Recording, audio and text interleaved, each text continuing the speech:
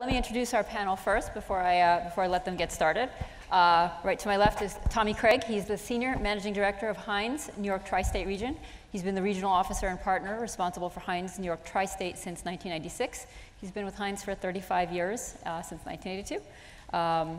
His responsibilities as a senior project officer include managing the development, redevelopment, acquisition, construction, modification, and interior fit-out on projects. To his left is Jay Cross. He is president of Related Hudson Yards. He's leading Related Company's development at the 20-acre Hudson Yards site on the far west side of New York City. He has over 30 years of real estate and sports business experience. He's been the driving force behind the new Meadowlands Stadium in New Jersey, the American Airlines Arena in Miami, the Air Canada Center, which is the home for NBA's Toronto Raptors, and the NHL's Maple Leafs. Sorry about that. Next to his left is Ziel Feldman. He's the chairman and founder of HFZ Capital Group. That's a Manhattan-based real estate and development firm which was founded in 2005. HFZ has become one of New York's most prolific development companies, and they have currently more than 5 million square feet of residential assets under development and management. And last but certainly not least is Susi Yu. Whoops. Susi Yu is Managing Director and the Head of Development at L&LMAG, which is responsible for developing and overseeing the company's development investment strategies. It's a relatively new role. She started just this week. But she previously, but she's here.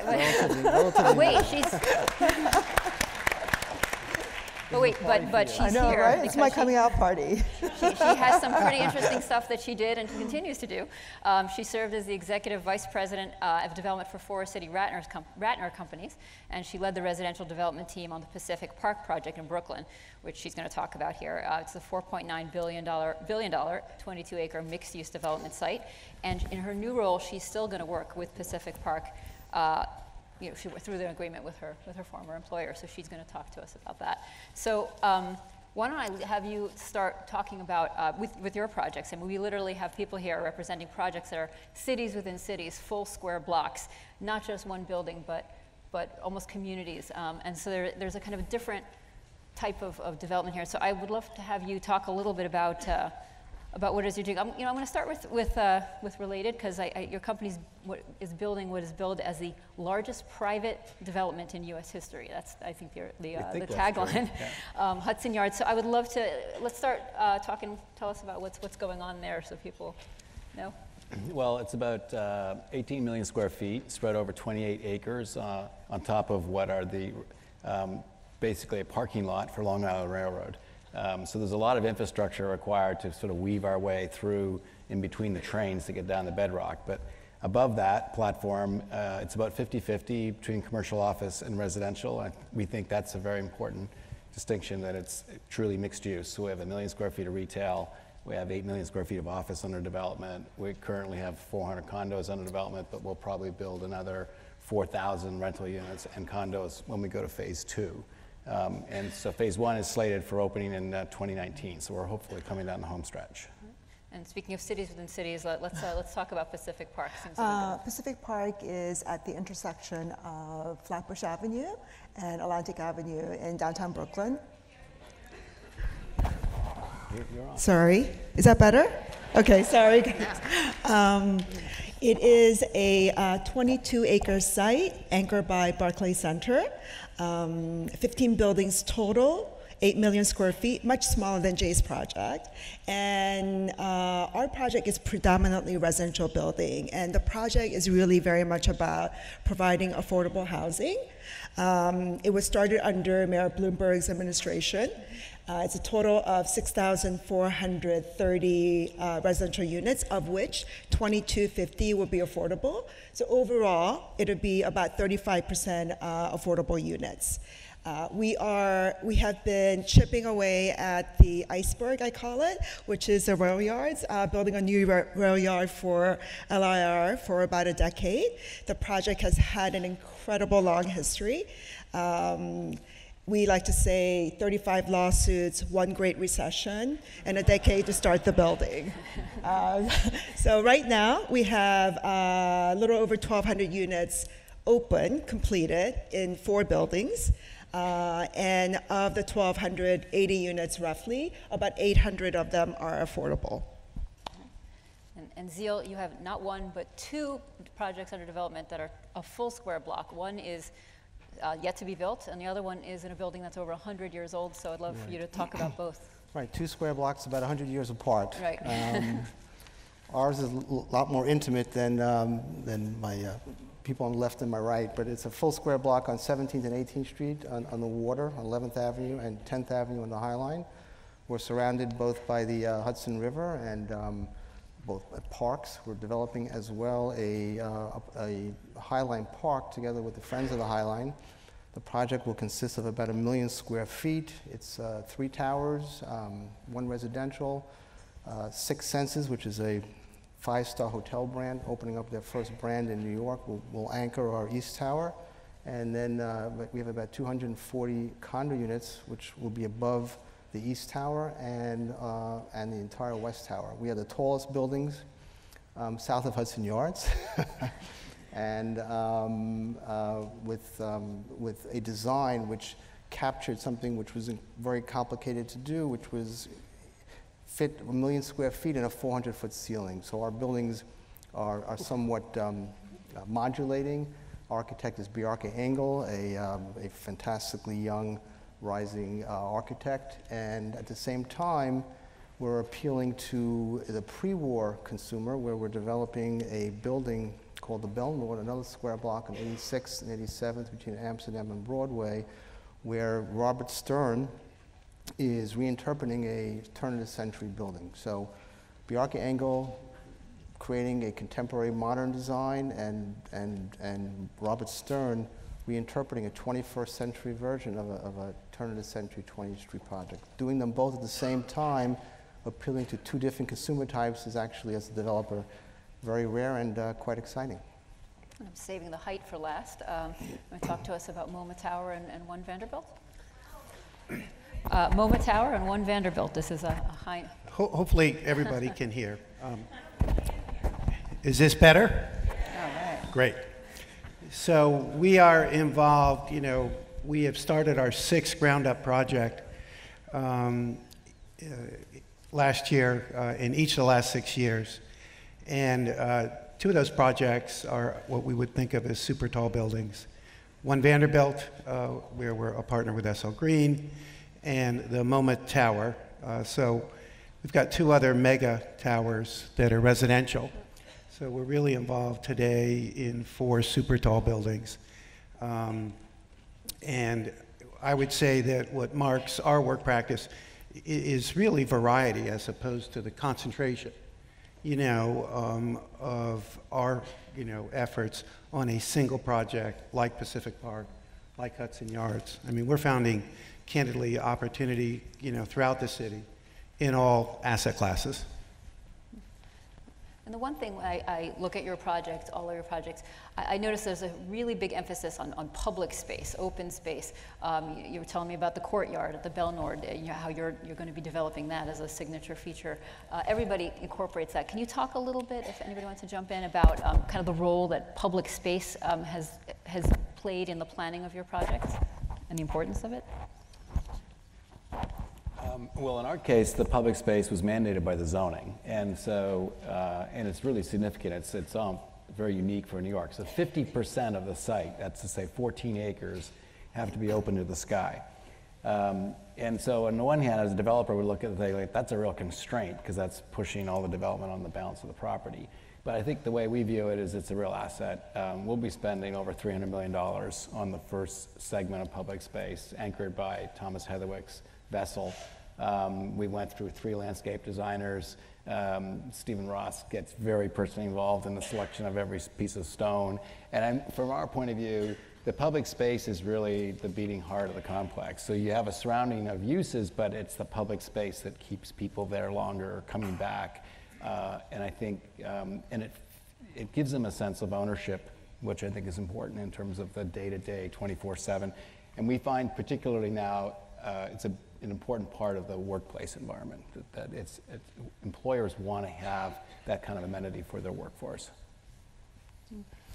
I would say for us, public space has been absolutely critical to all of our projects. And in fact, I would say New York City's success over the last 30 years in really stepping up the quality of its public spaces has really had to precede so much of this development. Hard to imagine 7 Bryant Park being built 30 years ago, given the quality of Bryant Park at that time. One Vanderbilt across from Grand Central, is very much a function of a commitment by New York for a much better, frankly, mass transportation system. 610 Lex is directly behind and on the same block as the Seagram's building, and of course, we're on the MoMA campus. So all of our projects really benefit and have a very, sensitive relationship to some very significant public spaces and iconic, buildings in the city. How are you redeveloping the Bell Nord around that courtyard? Well, I mean, clearly more and more consumers, whether they're buying apartments or renting office towers, the most important factor is the ability to feel the outdoor inside and inside to be outside. So with our 76 11th and on the Bell Nord, the park is much more than an amenity. It's really part of the living experience. We're also putting up a spec office building in Nomad, where every floor that's being designed with outdoor space. So more and more people want to live the way they work, and they want to work the way they live. And it's really become a commingling of senses. So you having the ability to breathe the air and be outside. Gyms are very important, but the running track around the gym potentially is even more important. And that's the kind of stuff that is happening around the world. Mm-hmm. At Pacific Park, we have a 8-acre public open space that will be built over time as we deliver each of the building. And I think the most important part of public space is programming it and creating discrete moments so that different users can really be engaged, the neighborhood, the communities. The site is actually located at intersection and is surrounded by the most fantastic brownstone Brooklyn neighborhoods. So it was a little scary for us, and I'm an architect by training, thinking about building 16 towers in a park, and I had this vision of tower in a park, which everyone hates, right? And really, how do you sort of change the groundscape, the ground floor retail, and the shape of the building so that it doesn't become a fortress to those neighborhoods and becomes a connector and knitting those spaces together. So I think it's going to take probably another decade to build out Pacific Park, but once it's done, I think it will be a tremendous asset to the neighborhood. Tommy or Jay, do you want to talk about the 1,000-foot observation decks on either of your projects? That's right, we have continuing two projects with decks. 1,000-foot observation decks. You can't let that slide. Less is more is probably in this category, right, Jay? I don't know. I mean, so there's a lot of observation decks being developed in the city right now, and I think there's a school of thought that says you can't, there's a limited population. But historically, it's interesting when you go back to pre-war times. There once was, I think, about 15 or 20 observation decks. So whether it was in the Chrysler building or the Woolworth building, or most buildings had a kind of quasi-public space at the top. And so since One World Trade's opened, it hasn't had any material effect on Empire State Building observation deck. And so our view is what'll happen is the decks will develop their own personalities. They'll all become a little bit different. So ours is, it's a big cantilever off the building. So it's a little bit of a thrill feature just to walk out on the deck. And we'll be building in other kinds of thrill features like you've seen in Chicago. But at the same time, we have an event space, which is more like the Rainbow Room, and we have a lounge up there. And I think that it's going to depend on where you are in the city and what is the demographic, who's at your complex. And these, I think they're all going to do very, very well. I think people love going up to the top of tall buildings. Yeah, I would reinforce a lot of what Jay says. We may have 5 or 6 observation decks, but if you actually look back over 75 or 100 years, they really haven't changed much in that time. Right. They're really kind of, a lot of, not sophisticated technology. You go up to the top, you walk around, you get a view, you might get a chance, for 25 cents, to get a better view, and then you leave. I think the observation decks, that are being built now, the kind of cantilever Jay is doing and the creation of that kind of outdoor space completely differentiates that experience, from anything like the Empire State Building or 30 Rock, or I'd even argue One World Trade Center. I think similarly, at One Vanderbilt, we've got, at the top of the building, above 1,000 feet, in a location that's centered within, all of Manhattan. When we think about Jay's observation deck, I like to kind of, make us smile and say they're going to have the very best view of New Jersey, just because they're at the edge.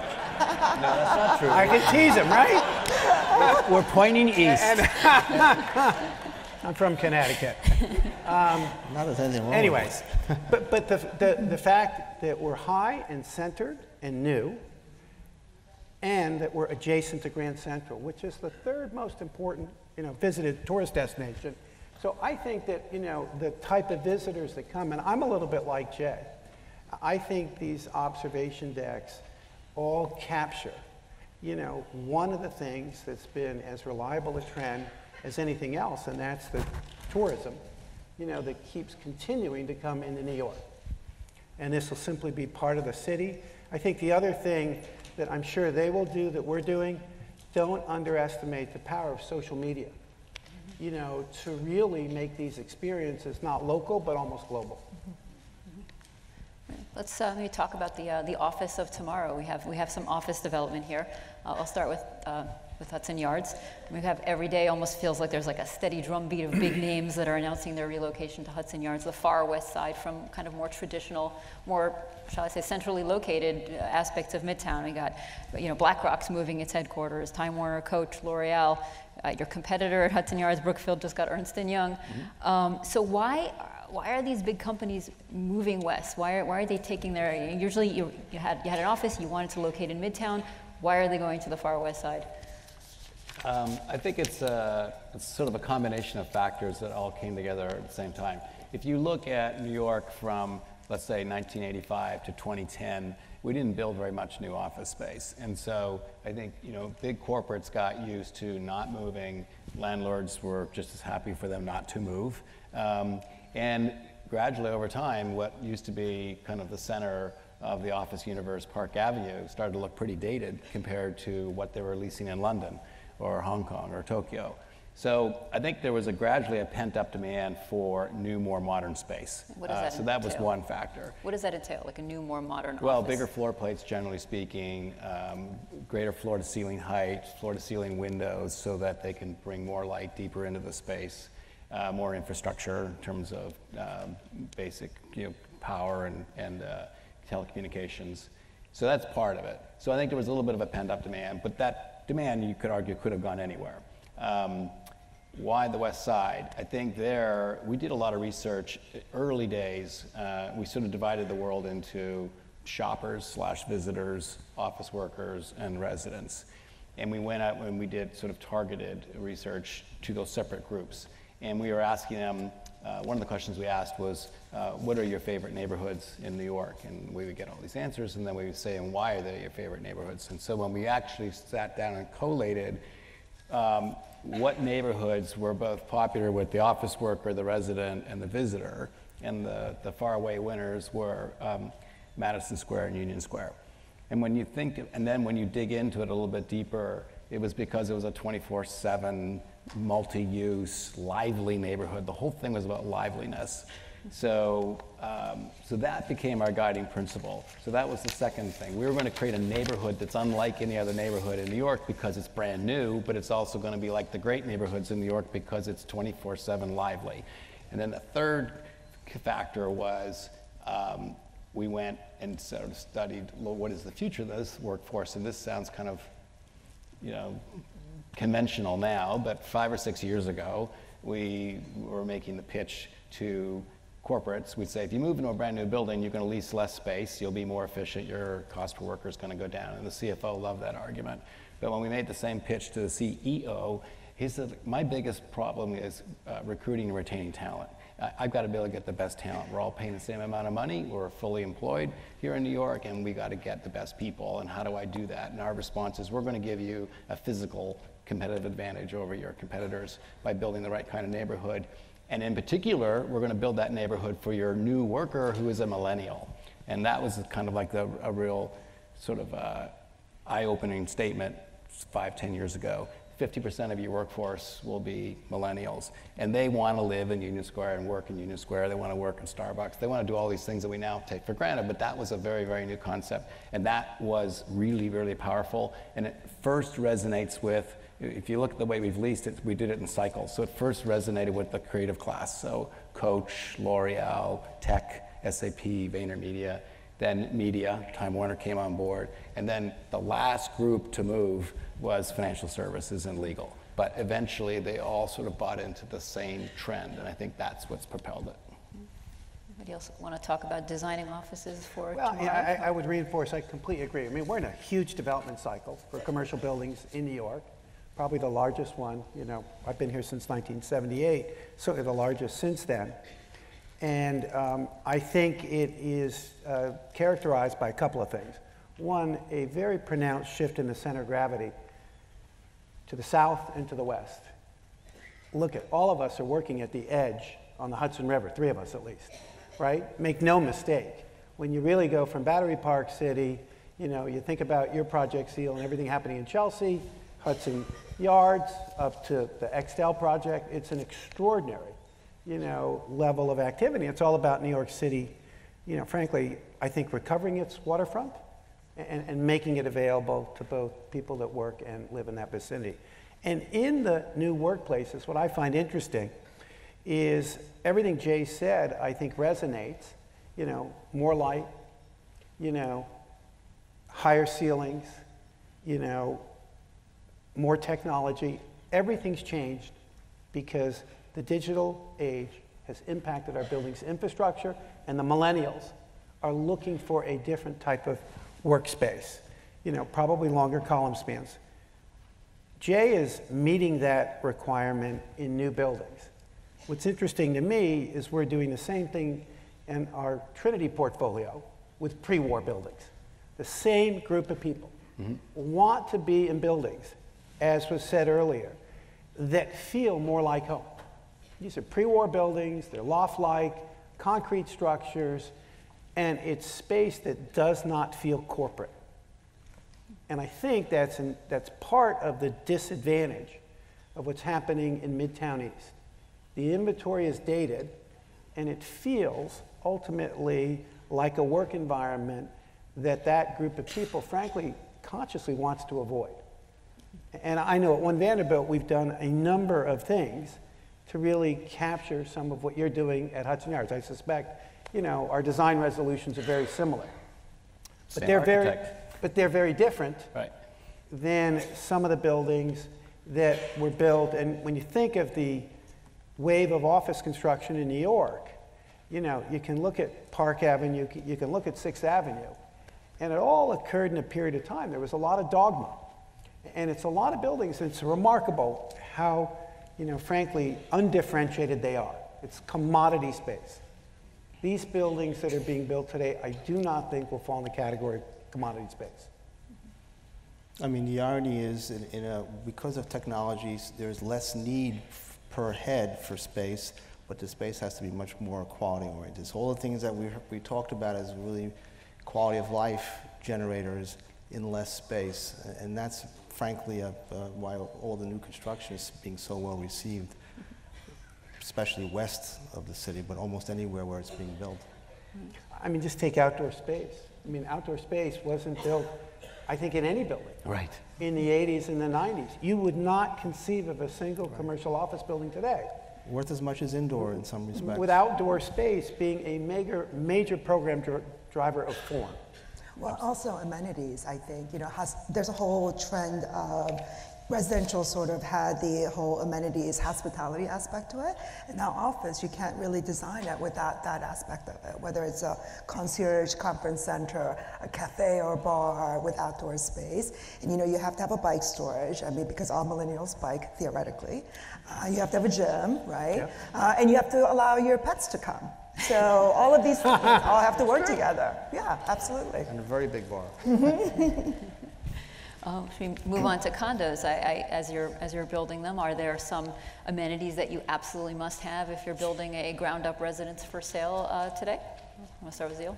Look, it used to be what is the specialty of the week, but I think today, along the same theme, it's a wellness theme. It's an active theme. So you create an environment, whether it's a spa or a doctor's who deal with sleep apnea, which is what we're focusing in with Six Senses, and anti-aging. So all these offerings you can give to a consumer, and the fact that they're a captured consumer in your building is very attractive to people. So it's the dog spas and all that, it's all relative to where the building is and the type of profile of your ultimate consumer, but the biggest advantage, the biggest amenity really is health related.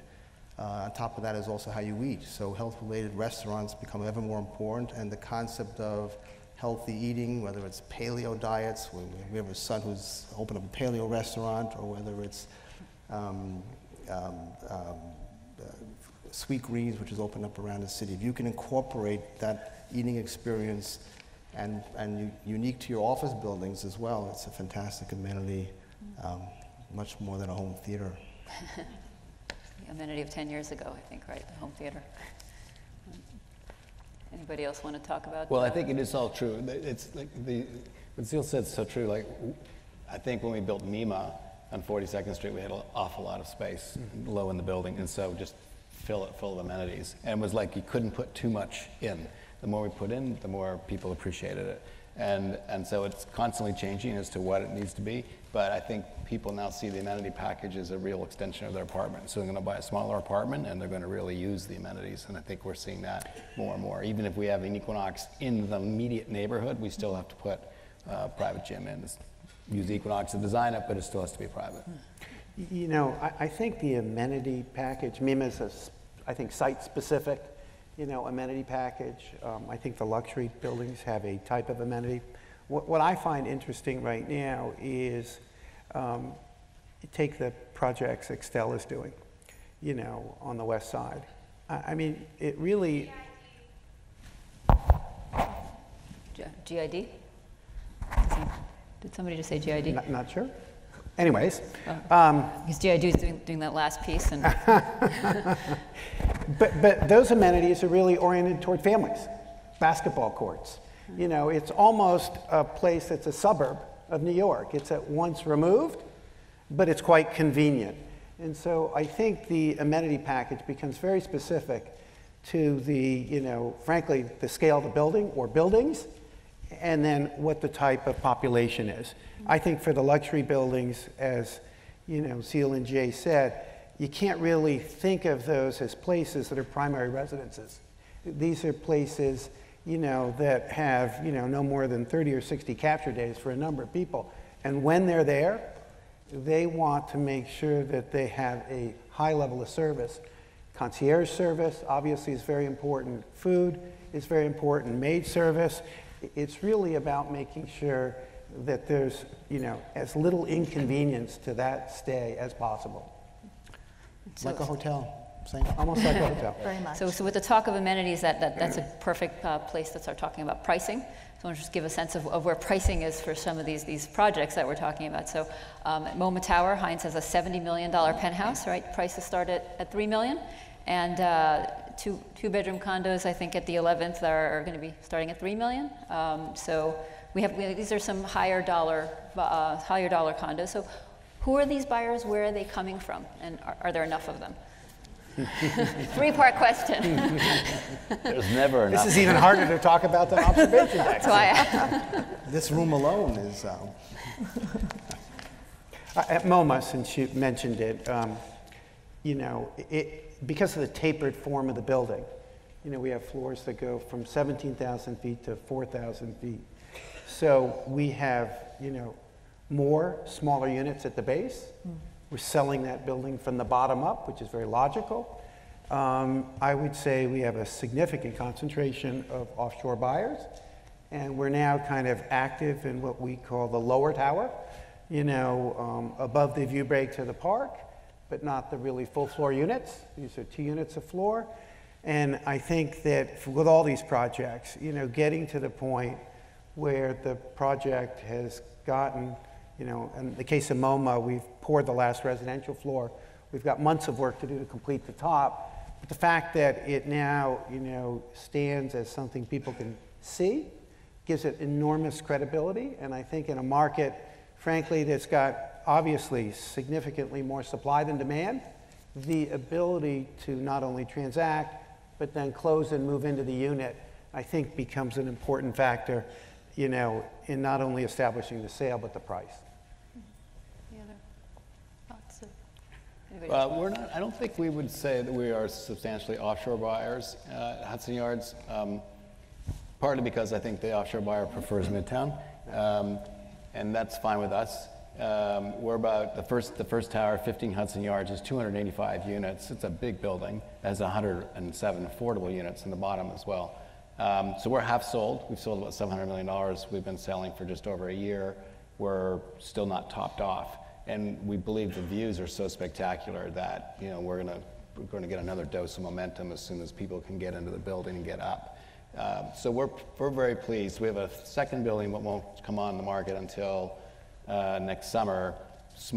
Bigger units, smaller number of them, about 140 units, but they're averaging over 3,000 square feet. So that's going to be tapping into a market which is, I think, increasingly oversupplied. So that's I think the biggest concern would be the sort of $20 million and up apartments. We've got like a, 9 or 10 year supply or something. It's pretty significant. We'll come back in 10 years. It'll be a day 2 team, right? We're too old for that. I mean, is there a distinction now? I've noticed the new development. You have the overseas buyers and you have local buyers from New York. And as you say, your project is almost 50% sold largely for domestic buyers. Are you looking at that as you have a very new project? You have an old Upper West Side project that is kind of a family-oriented location. Are you seeing that distinction in buyer pool depending on the project? Look, I mean, we've been developing pre-war and ground up around the city for a while, so every neighborhood has its own color. And generally speaking, other than some buildings which were foreign or specific, your foreign purchasers were really never more than 20% of the inventory in the city generally. So it's a bit overblown with some of the issues, with taxes and other things as far as what that's going to do. And the currency exchange rates are less relative around the city generally, other than buildings that are specific. In our project in 76 11th, because it's a neighborhood, Chelsea, which is a very popular neighborhood and also borders on meatpacking and it borders on many different areas, there will be a mix. Avenue School, by way of example, has created a huge demand for children in the neighborhood. We developed a building called 505 West 19th Street, a block up, and when we started the planning stage, and as a developer, you got to really start you have to change potentially midstream, God willing, before you start building. We made our apartments larger just as Avenue School was opening up and becoming a destination for kids. It's not just New Yorkers when you talk about domestic. There's a lot of movement of people from the outer boroughs and Westchester and other cities and other rural areas that are coming to live in New York. Our population, other than last year, it continues to grow, and we're expecting to have 1 million more people citywide, within the next 10 to 15 years. So the supply and the demand for housing here has always been somewhat insatiable. There are periods of time where there's some overbuilding and maybe some corridors of space, or maybe overpricing, not really overbuilding. That all adjusts and that all gets absorbed. And frankly, a lot of the inventory that was out in the market in the last few years is being absorbed, and there's been some construction lending restrictions, so there's been a little less building than otherwise would happen. But overall, the customer from New York is really U.S. based primarily, with a 20% or so foreign and Susi, influence. Whoops, sorry. I know, can you give some perspective on Brooklyn? And when I look at the numbers, we're much cheaper in Brooklyn. much, much cheaper, I would say. We have one condominium building, for sale building, that we're doing as part of Pacific Park, and it's 278 units, pretty large. designed by Rick Cook of Cook Fox. And it's a beautiful, beautiful building. And we've opened it. We started closing. I've decided I don't like doing condos as developer. I love multifamily rentals. But, why is that? It's been really interesting. Our pricing actually starts a little bit above $500,000 for studios on the lowest floor, and our penthouses are currently priced at roughly $7 million. And they all have 3,000 square foot outdoor spaces. We're about 70% sold, about 50% occupied. And it's been kind of interesting because there's definitely about 25% investor market who rent out the units. But the rest of it are Brooklynites. And what's really fascinating is that there's like a little microcosm of people who have been living in brownstones, kids have grown up, and they don't like the vertical living anymore. So they sell their brownstones and they want to live in a much easier simplex unit. And we have this sort of cohort of widows that like lunch together. I mean, literally, and like the lunch club all bought units in the building. And I told our broker, I'm like, that's a great model. We should like really, try to expand that more. So it's new families, it's younger 20s, 30s with their first job, because it's much more of an entry-level product compared to Manhattan, obviously. But I think we are one of the higher priced products in Brooklyn.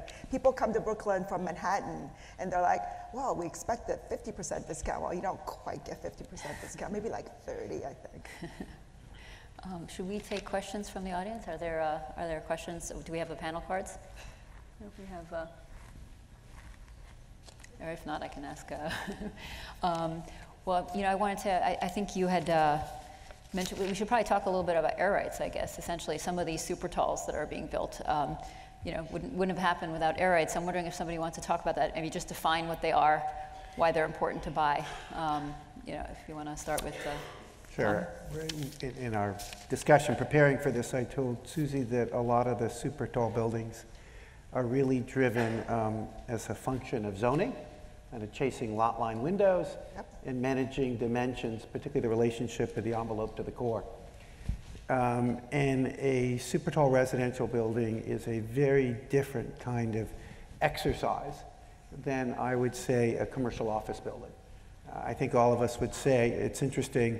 Two of our projects are corner lots. They're roughly the same size, 100 by 100, 56 Leonard, 100 East 53rd Street.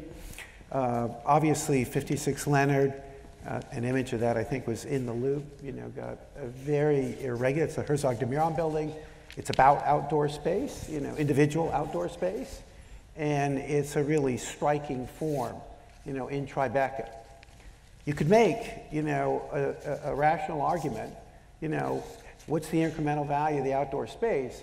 Because if you'd simply extruded a form, you would still have terrific views, given the height. But that height only occurred as a result of a zoning lot merger, with New York Law School. Similarly, at 100 East 53rd Street, it's a zoning lot merger with 600 Lex, the former Y, transfer of air rights from 375 Park, a landmark building, which is, of course, permitted.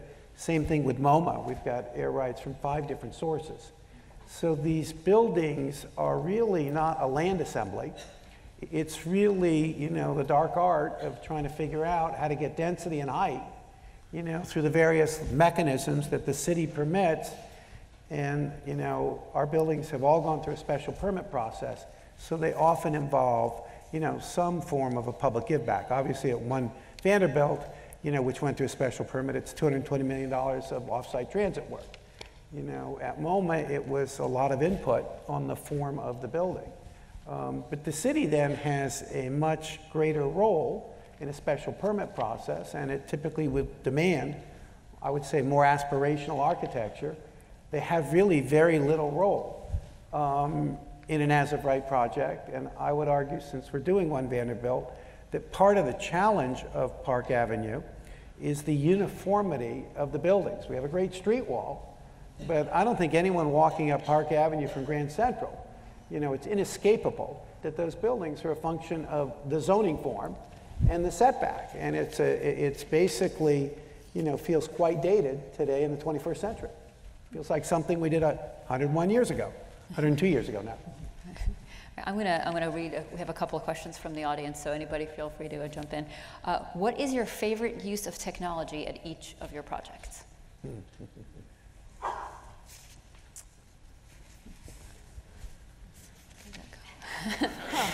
The wrong generation. I think actually it's to come. I mean, what's really kind of interesting is that when you're doing a building, you design it, you assemble it, and you build it, and you deliver it literally 5 years after. So a lot of things that you sort of plan for, it becomes obsolete unless you're really forward thinking.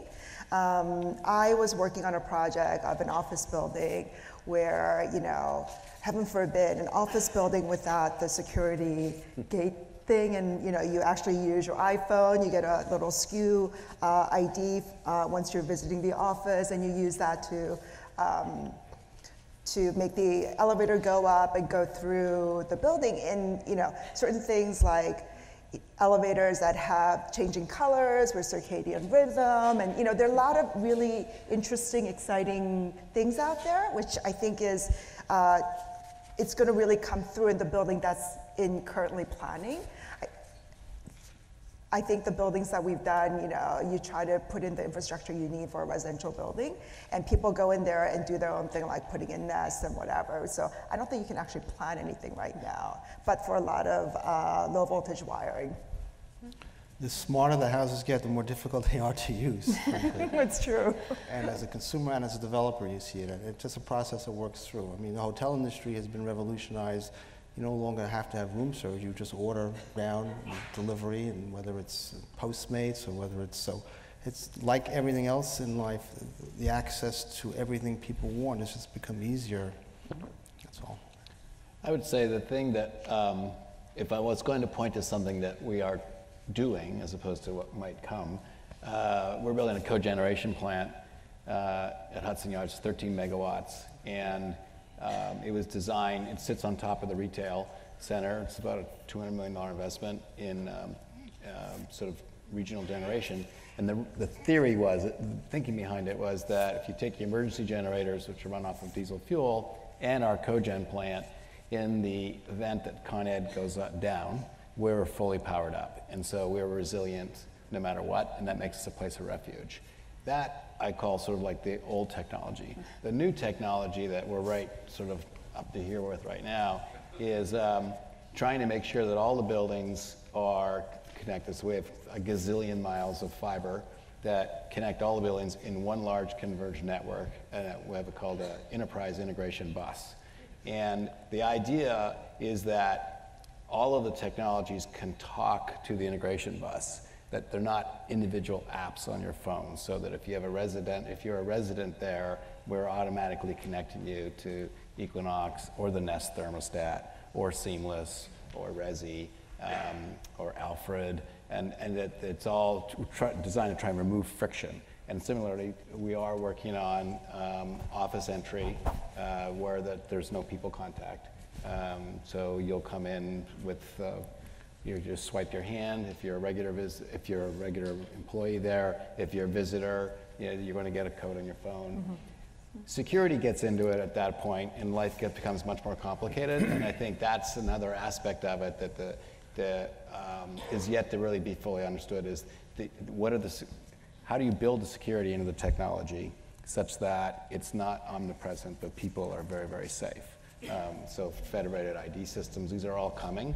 But when I talk to friends of mine who are in the tech business, they say, no matter what you're thinking about, you're going to be wrong. So all you should be thinking about is miles and miles of fiber. And so that's what we're doing for now.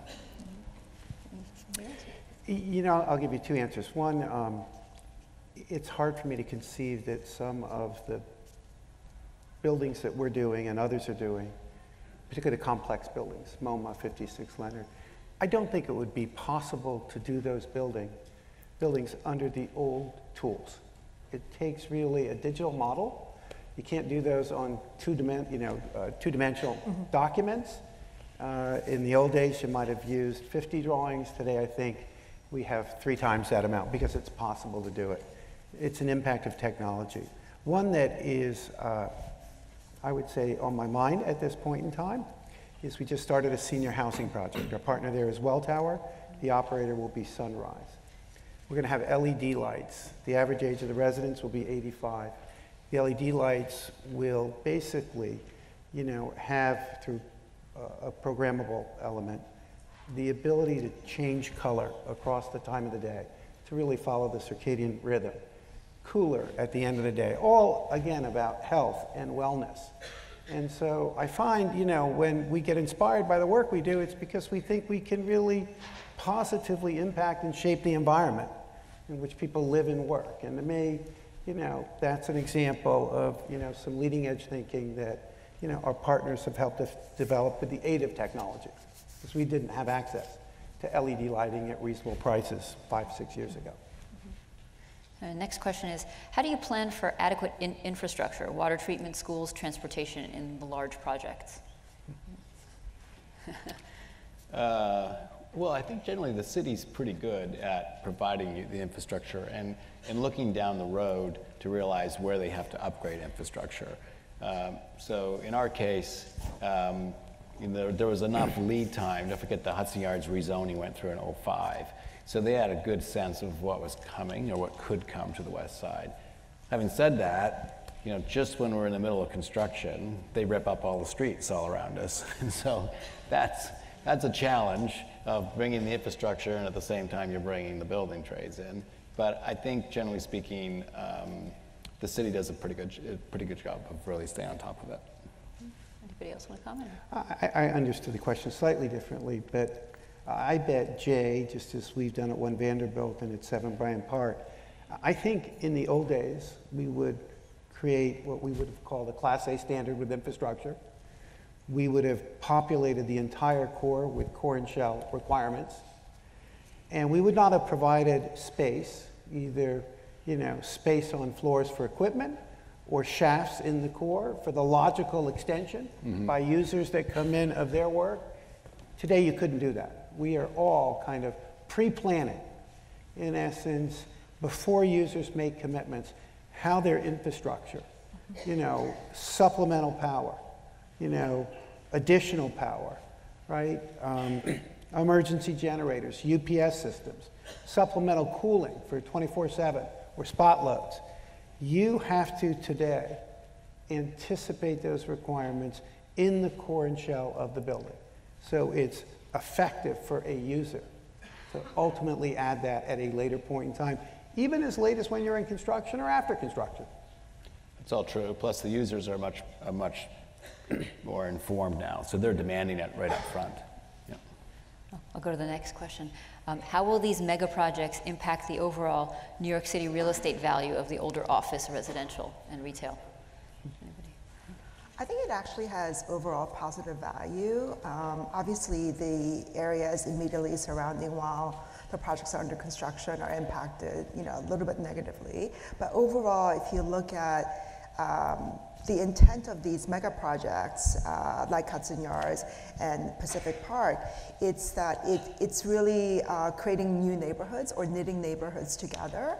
And we're required almost to think much more thoughtfully about what we're doing in its overall impact.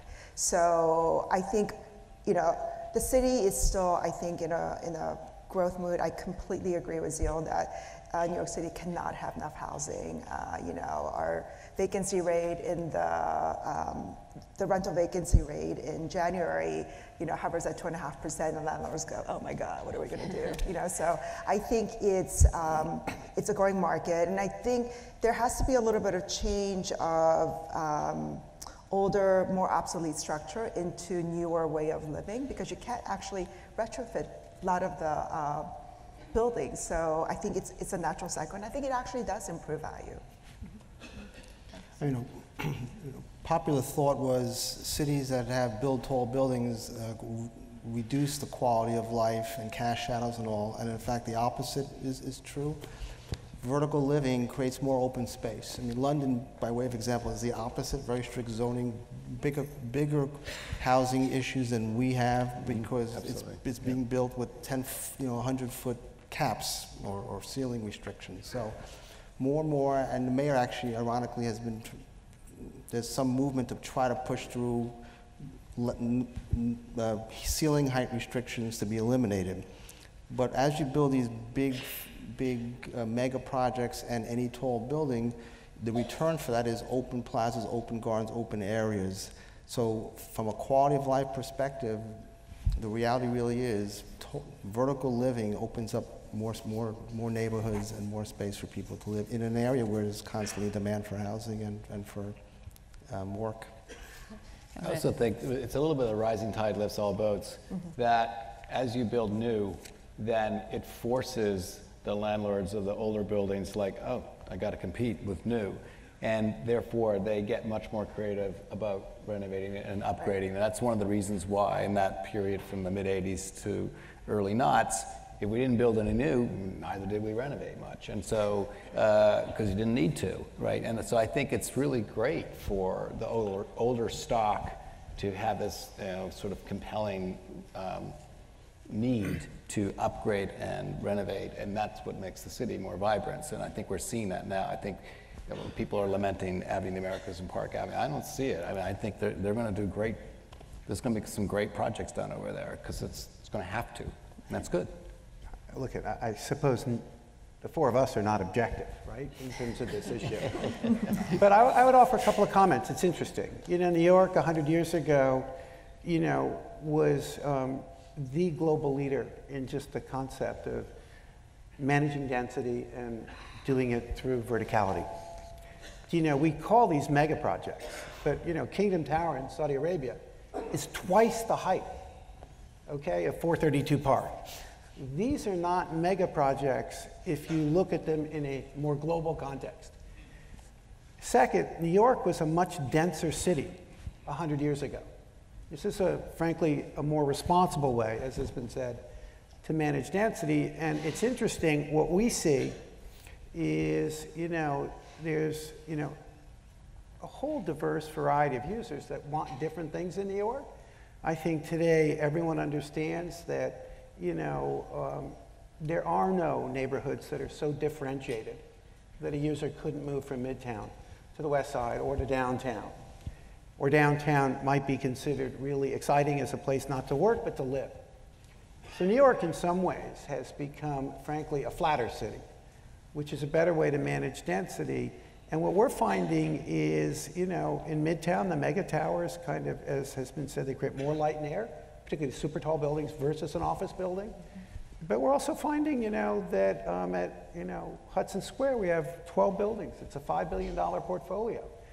The value of those buildings is absolutely going up because of what's happening at Hudson Yards and downtown, right? I think there's a reinforcing effect that New York becomes the place of choice for users seeking, the workforce that's really at the highest end of the value add chain.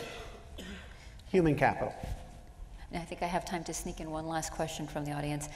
Someone's asking about the type of retail tenants that you're attracting, and I'm going to add to that question. Given that retailers are kind of pulling back, taking back, not opening up these grand spaces, how does that affect how you think about the kind of retail you want to attract? If anybody wants, you all have retail, so open it up to anybody. Well, it's definitely a challenging market. But we're finding, and we're opening up, we're actually creating an area where we're going to digital brands and sort of giving them the opportunity to have a physical presence so that they don't have to necessarily go out and design and build their own store. So we'll give them various levels of support. And because I think they're finding that they still need to have that social interaction with the customer. And so I was just noticing coming up here today, like there's some new pop-up stores in Madison. Like they're starting, everybody's saying, oh, you see all the empty stores in Madison. Well, they're starting to fill in again, and they're filling in with brands that you don't necessarily recognize. And so I think particularly in New York, we're going to be fine because we're never over-retailed, like say the rest of the country might be. But it's definitely going through a big transition, and so we tend to focus a lot on food, because we think that's the way to create both value and excitement. Well, we've been very deliberate at Pacific Park on really sort of focusing on Brooklyn-based businesses, because I mean there are a lot of really amazing brands, coffee, food, type of retail, and it's been interesting because what we underwrote the deal to is definitely not the state of today. Even in the last 18 months, the rents have really dropped, and you see a lot of vacancies, and even companies that were in like growth mode have now pulled back.